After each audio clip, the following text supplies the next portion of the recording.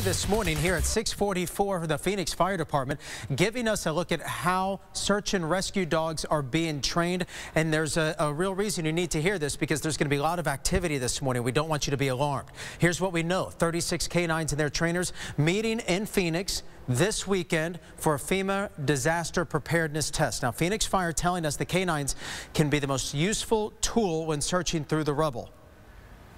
If you look at the pile behind us, or you look at the World Trade Center, is where do we start to dig? Where do we start to search? It's a beginning point, and through the process of an event, it's also validates other points where we should point our resources.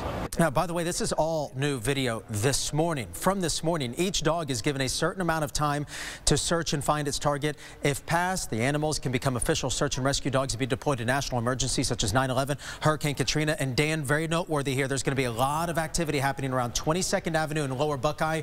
Don't be concerned. It's all for this test.